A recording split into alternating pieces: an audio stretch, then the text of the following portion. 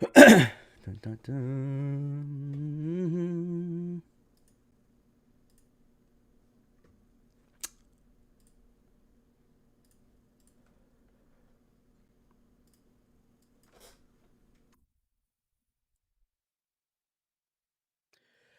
Dun, dun, dun.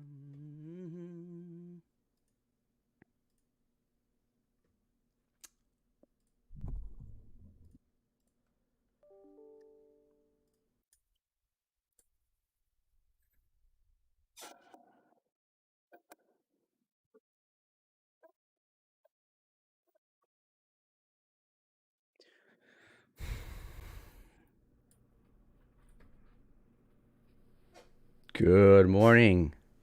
Can you guys hear me?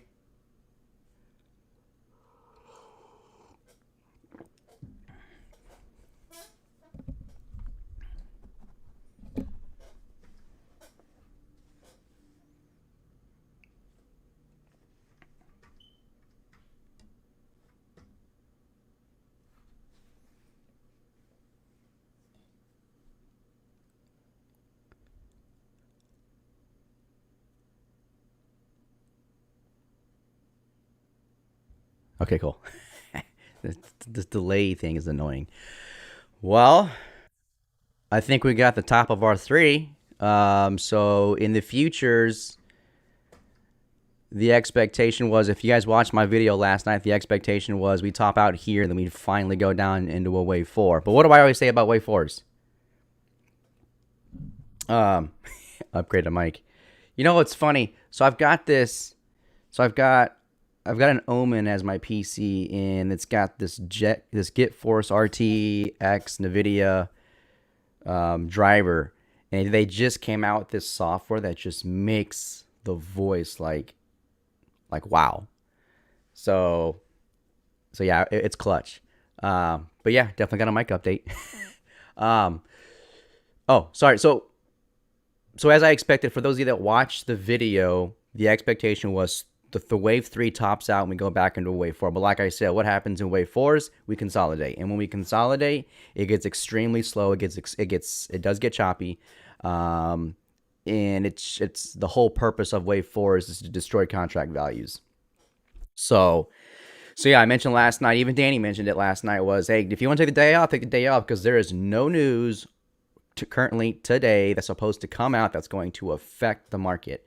The only thing that we've got going on is the debate. So the debate starts tonight. So if someone can tell me what time it starts, Central Time Zone, let me know, please. So I think it's around 8 or 9 o'clock Central Time Zone that the debate starts. But I have a feeling something will be said or something will get brought up, like a topic that may be the driving factor for this. Now, that being said, um, it's going to be positive in my opinion, because we're going to go down into a four, and then all of a sudden the debate starts, and then now we go up into a wave five. So it's going to be something positive. But remember, that wave five is going to top out. We're in a B wave, so that wave five will get the B, and then we can finally work our way down. Okay, so 8 p.m. Central Time Zone, 9 o'clock Eastern. That's when the debate starts. So I'll definitely be watching that. But yeah, we'll go up, grab the five, we'll grab the B wave, and then we'll pull back into a C wave. And I think I had projected it to finish off the C wave, like, I think it was like November 22nd through mid December. Not even that. I think it's early December.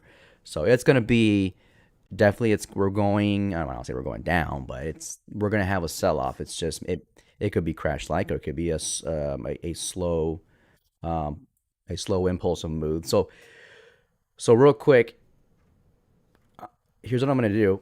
What do we got? 60 viewers. Do you guys want me to go over Elliott Wave training real quick on that PowerPoint? Yep, PM. 8 Central PM. 8 PM Central Time Zone.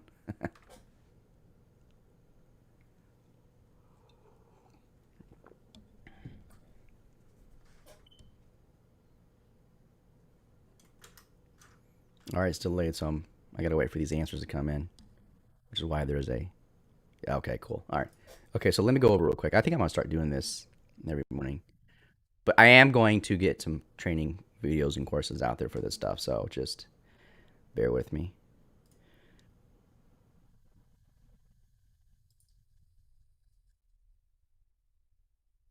Where you at? Okay, cool. All right.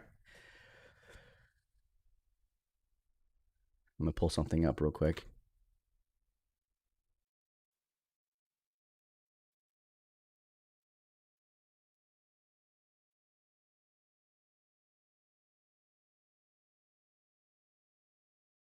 Okay, I had to remove my background because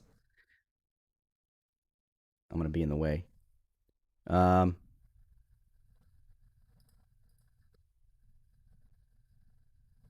okay, here we go. You know what? I think it'll be good if I just get you like a definition of it. I like to be very short and sweet and simple. So there's Wikipedia's got a good definition here. Okay, so here's the definition of Elliott wave theories, the principle of it. So Elliott wave principle is a form of technical analysis, okay, that finance traders use to analyze the financial market cycles and forecast market trends. How they do it? By identifying extremes in investor psychology, highs and low in prices, and other collective factors. So the takeaway there is, I mean, this is using historical data, and it's using psychology as well. It is by far the best strategy you could learn and incorporate into your strategies. Okay, so that's what that is. All right, so here's Elliott wave theory. Basically, it's structured into a 5 wave format, a wave structure format.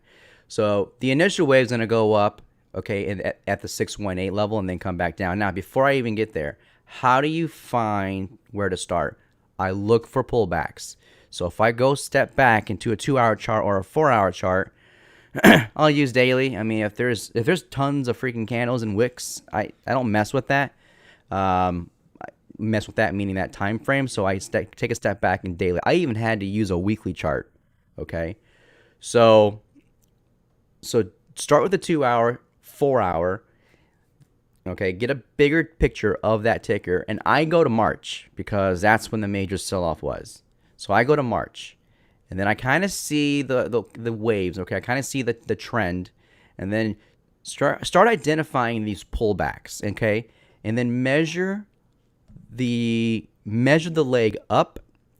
Okay, in terms of start to the bottom, go to the top to get your support, and see if that pullback comes into the 5 and 618. Okay, if it does, there's your potential 5 wave move, and then you can start charting. That's how I find them. Okay, so you have to look for the pullbacks. So take a step back, 2 hour, 4 hour, take a step back, and then look at them, and just kind of you have to use your eye and figure out, okay, where am I going to start? You have to start measuring for support on swings to see if the pullback comes into them. And that's how I do it. And then as you start to really throw your fibs on there, and then it'll start to click like, oh, okay, this is it, because the wave 3 actually hit 382, the 1382, or came back or came near it. So this could be the structure. But the market doesn't have to respect your levels. It typically does, but it doesn't have to. So something always happen in the market that just throws off your counts. So yeah, wave 1 will usually target the 618 level, and then we come back to a pullback near the beginning of wave 1. Now, so in a wave 2 pullback, that is. Now, I think for those of you that were in the day trade room, you probably saw ATM and I chatting, and just, we don't like, wave 1s are hard. Like, for example, yesterday's action, the big old gap up and then the consolidation, that's a wave 1. You don't know when it's going to end. You don't know when it's going to finally just turn down into a wave 2. So we just take a step back, and all we do is chart it. We need a 1-2 setup before we can actually get into the market and play the wave 3. Because trying to ride wave 1, you're just throwing darts at the board, right? It's just, you're hoping you hit a bullseye. But wave 2 pullbacks, it's like catching a knife. We don't do that. We look for the 1-2 setup in the bigger time frame. At least I do. I look for the 1-2 setup in the bigger time frame. Then I'll go down to a 5-minute or 15-minute and just kind of look to see if I see a 1-2 setup in the smaller time frame, in the smaller degree. Okay, and if I get it, great, I'm in. Now, if you are using a 2 hour, 4 hour, and you get the 1-2 and we're finally going up, and you're long, meaning so if you got shares and you want to go hold it for a couple of years, perfect. That's your entry. You just decide where you want to get in and when you want to get out.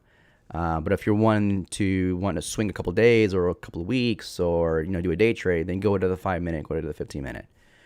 So yeah, wave two will pull back to the beginning. Typically, it doesn't have to. It usually targets the 5 and 618 of wave one. So we'll go up into wave one, we'll pull back, and wave two will typically end at about 50% or 61.8% of this initial move up. Okay. Wave three will usually target the 1382, and it'll get extended sometimes. So you'll see my charts. You'll be like, wait a minute, he's got his wave three above the 1764. What's going on? Or within that target. The moves do extend. They don't have. This is a standard structure. They don't have to again respect these levels. Wave threes will typically target the 1382. However, it will indeed actually target the 1764 or the 1786, whatever it may be, and then it'll extend itself. Okay, but then when it does extend, you have to you've got to consider that when you're doing or when you're trying to plot the wave 4 and the wave 5, because if wave 3 is extended, then you're going to get a shallower wave 4, and the 5 is going to extend further as well, just like the wave 3. Okay, so wave 4 pulls back to the 764. In this case, it could, let's say if the wave 3 goes up to the 1764, so one more level higher, then that means your wave 4 will go one level higher as well. Okay, and sometimes you'll see a 100% extension on my fibs, and the wave 4 will actually target that area because wave 3 was extended. And then finally we go into wave 5 that targets the 1764. So there's your 5-wave structure.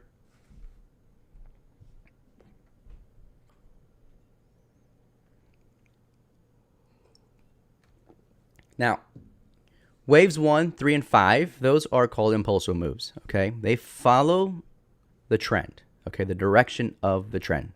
So your impulsive moves 1, 3, 5, they follow the trend. So right now in the micro, it's bullish. In the macro, if you take a step back and look at the 4-hour daily, it's bearish. But when we're dealing with a certain count, you have to look at that count and look to see what the trend is. Okay, so your impulsive moves are 1, 3, 5. Then we pull back, okay, and do a wave 2 and a wave 4, which are your pullbacks, so your corrective moves, okay? So impulsive or 1, 3, 5. Corrective is waves 2 and waves 4. Now, in a bull trend, this is what it will look like. You go up into wave 1, pull back to 2, go up 3, back 4, up 5, okay?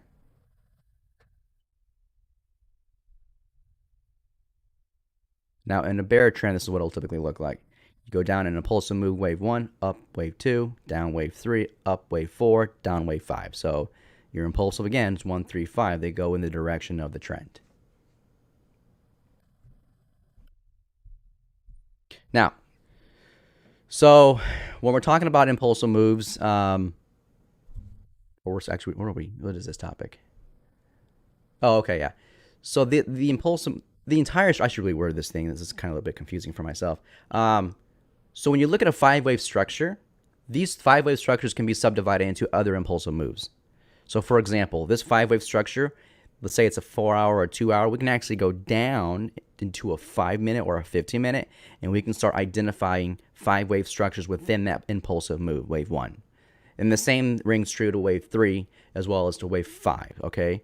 So those you can identify 5-wave structures, and then you can even get deeper into that and identify subwaves within that move at the 5-minute, 1 minute. But I don't like to mess with the 1 minute. I primarily use 5 minutes in terms of day trades to kind of figure out what we're doing in the micro. But yeah, so again, you have a 5-wave structure on the 2-hour, 4-hour. You can kind of get more granular, and you can identify 5-wave structures in an impulsive move, wave 1, 3, or 5. And even pullbacks, but I don't want to go there yet. Corrective moves. All right, these take the shape or the form of an ABC structure. So I'll give you a little another piece of education, but it's very difficult. Triangles and ABC corrections, they're so hard to trade. Right now, yesterday's action was a triangle. Okay, so we gapped up, we kind of sat in this triangle, and now we're just going to wait. We're just trying to pull right back down. Okay, so for a wave 2, that's a perfect example of a corrective move that it takes the shape of an ABC structure, or in this case, it was a 1, 2, 3, 4, 5 wave structure, and it just consolidates and it sits there. So that's a perfect example of a corrective move. Now, let's see here.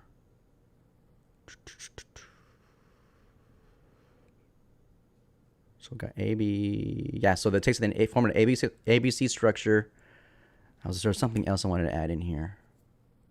Okay, maybe it'll come back to me later. All right, so here's your rules. Okay. Rule number 1. Okay, when we go up into a wave 1 and then we pull back, that wave 2 cannot go below wave 1, the start of wave 1. If it breaks it, which usually is your 618. So remember, wave 2 should typically target the 5 and 618 area, but it can go to the beginning. But the moment it breaks the beginning of it, it is done. This is the wrong count. You're going to have to recount it, okay?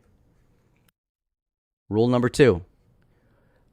Wave 3 is always the largest, okay? It is never the shortest. It is the largest wave, okay? Never the shortest. If your wave 3 is shorter than wave 1 or wave...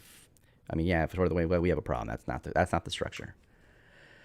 Rule number 3, wave 4 cannot enter wave 1 zone. So remember earlier when I said sometimes your wave 3 can target the 7, go 1 degree higher and extend.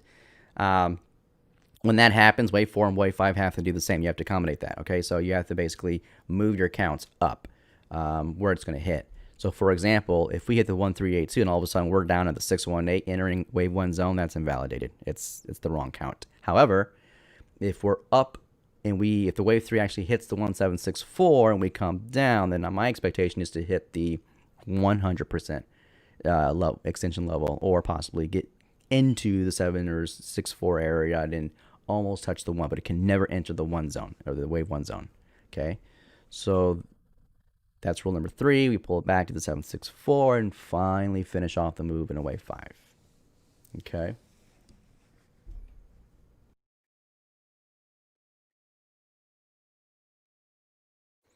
Now, I promise to update these. I will update this or the deck. So here's my Fibonacci settings that I use in TradingView, and I'm actually going to maybe tweak these a bit, and I'll share that with you guys at some point. When I'm trying to find a way to really simplify the settings, so that way I'm not having to constantly reusing the same settings over and over. I just want to basically throw Fib up there and be done, and just say, okay, here's my support, there's the levels, blah blah blah. And I don't have to go back and forth. So I'm working on it. I'll share that with the group on what I'm doing. When I can nail it. But so the far left, you've got the Elliott wave level. So that's one setting. I put EW for the setting. So you've got your levels here. So you can feel free to screenshot it or refer back to the video when it posts on YouTube, or when it's done posting on YouTube. The middle, to the right of that in the middle, we've got support settings. Okay. So now I'll only highlight the 5 and 618. Those are major support levels. Okay. And what I'll also typically do is I'll throw in the 382. So right here, I'll activate that sometimes. So if we're extended on a move and I'm looking for a pullback, most likely we'll probably get a 382, and that's typically your fake out zone. So from time to time, you'll see me use this 382 quite a bit on the support, and then sometimes I'll actually do 764 on the 1. Okay, because wave 2s, they go back into the beginning typically, or not typically, but sometimes they actually will retrace back to the beginning. But that's about it. So 382 I'll use, and then I'll kind of throw in the 764 on the 1 just to see what it does, to see if we get a deeper retracement. With deep retracements, it's always good. Then if you go to the right of that, it says support. It should say resistance. So resistance settings, clearly marked in red, resistance is, again, 5, 6, 1, 8. Strong resistance levels when you're measuring a move. And then sometimes I'll put the 382 because that's your fake out zone. SPY likes to fake. So we play the SPY and it fakes out at that area. So I'll use the 1382, and then you'll sometimes see the 764 active on my resistance level, that's kind of my reversal indicator, if you will. So if I've got a move going into resistance to the 5 and the 618, I've got that 764 activated and it starts to break it, that's when I start to get concerned to see if this move is actually, if we finally reversed, whether it's the SPY, futures, quick EQs, it doesn't matter, either or. But yeah, if that 764 level on the resistance tends to get busted, that's when I get concerned. I don't get overly concerned and knee jerk. I just take a step back and just kind of see what it's doing, and I'll actually get maybe even throw out the minute or the 5-minute chart and see, okay, where are we? But yeah, as soon as we see that 764, that's when I'll start to kind of red flag goes up. Okay, that's cool. Subscribe, appreciate that. Okay, so those are your settings. Like I said, I'm working on some settings that'll actually combine everything together, and I'll share that with the group, and so that way you guys can use it as well. What else we've got? Oh, there we go, and that's it. So I had a real life example of Tesla way back when I did the video, but we'll actually go to SPY. All right, SPY. I actually didn't pull up SPY when we started.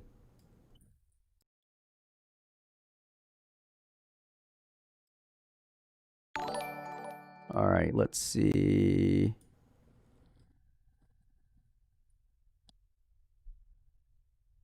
So there we go. There's your 5.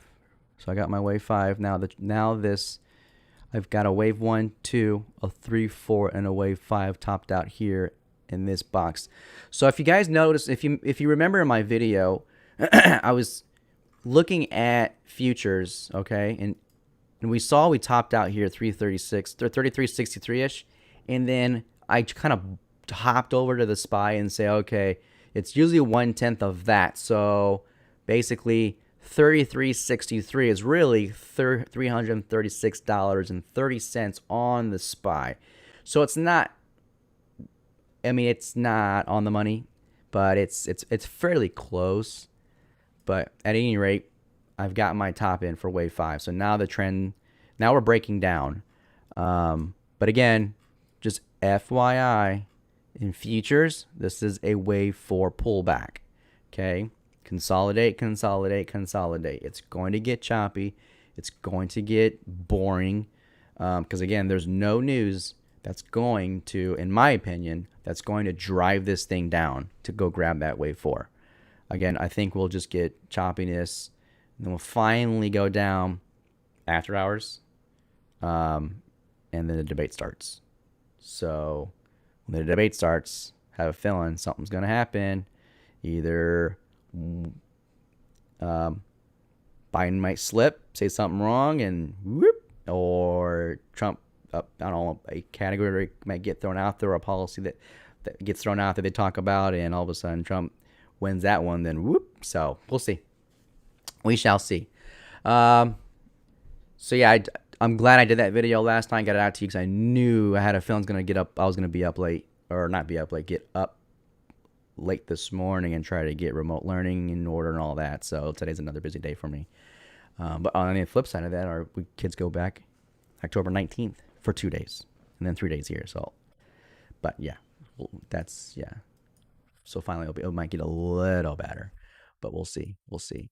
But that's so that's what I'm watching. So I still have 10 minutes. Okay, let me see what futures is doing here.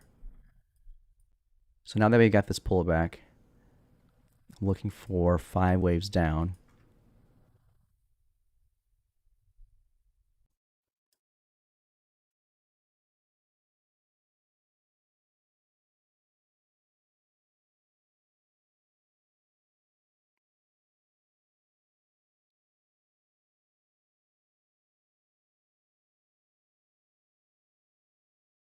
The heck? What is that? 3 now? 1-7. Oh, I was like, what is that? Why do I see a 168 and a 1, or 1768 and a 17? That's because this is the different. It is. Oh, this is my bigger degree. I gotta change that color. Okay, that's my bullish count. what we're looking for a wave for. So micro.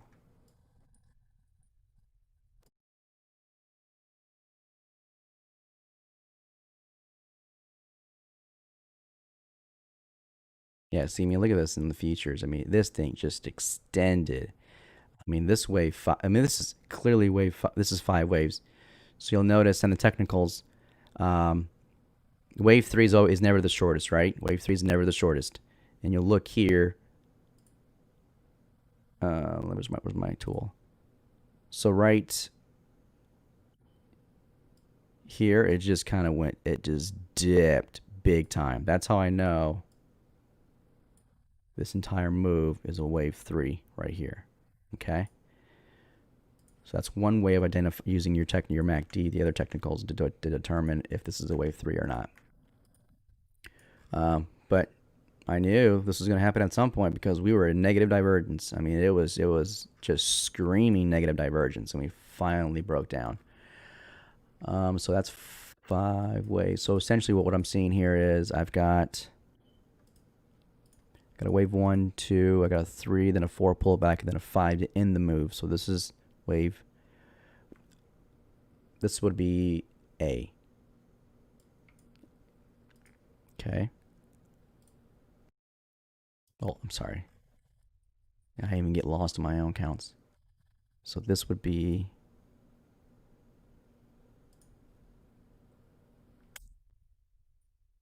Come on. Yeah, actually, I'm right. That's. Dude, seriously. Get it off. Yeah, that's A. Okay. Click 5 ways here. And then I've got. It's like I got a triangle forming right here. It looks like it's going to be an A, B, and a C. No. Oh, great. Wave 2 pullbacks. Lovely.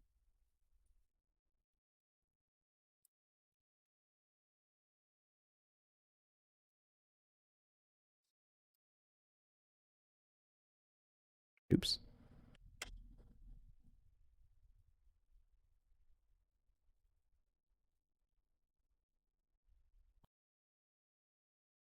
This is a 5-minute. Look at futures on my tick chart real quick.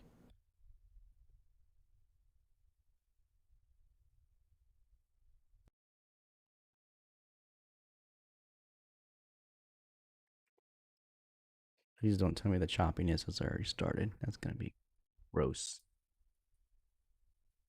So I know this is a 5-wave structure. We got A, B, C. Oh, that's what that is. Got it.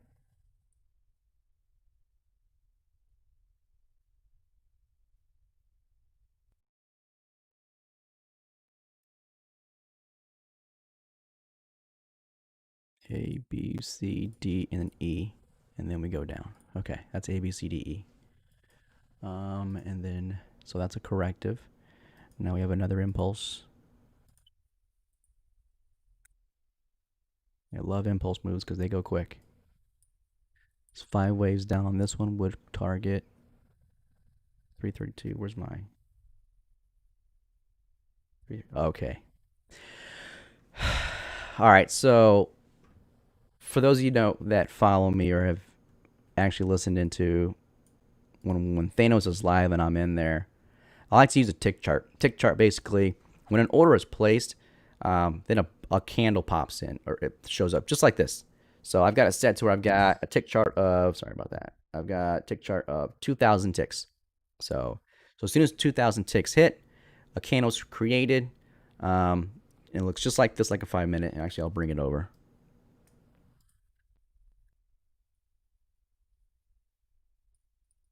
So this is what my futures looks like on the tick chart. So here's what I'm expecting, and I think we're gonna get it. Damn. Bears are asleep and they gotta wake up. So we've got this trading zone, this the area that basically the market just keeps coming back into. Okay. Then I've got this trend line right here, which actually I think I can.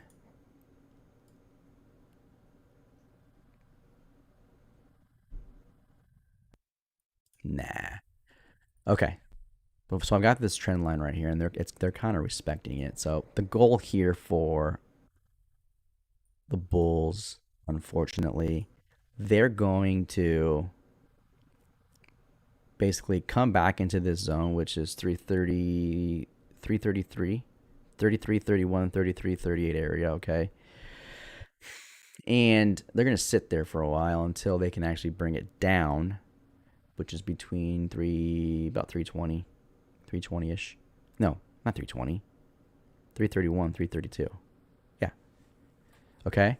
So we'll bring it down, and then all of a sudden, they're going to buy it up and take it right back up to retest those highs, okay? So yesterday's high, that is. Um, which actually kind of lines up with this. So now we've got 5 waves down, we got an ABCD up, and then now I've got a target of a wave 5 ending near the 332 and 332, 332.24 and 333.26 range, which actually on the SPY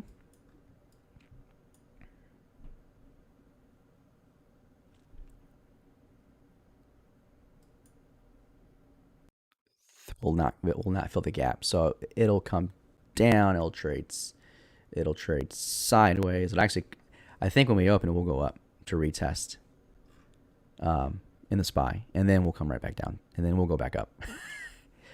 I tell you guys, it's gonna be choppy. All right, so just be careful. But yeah, so that's all I got for now.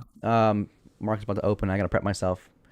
So thank you all for joining, and I will try to get another video like that, like I did last night, created tonight, and get it sent out so that for you guys to review. So that way, if I'm late, you have something to look off of or prepare with.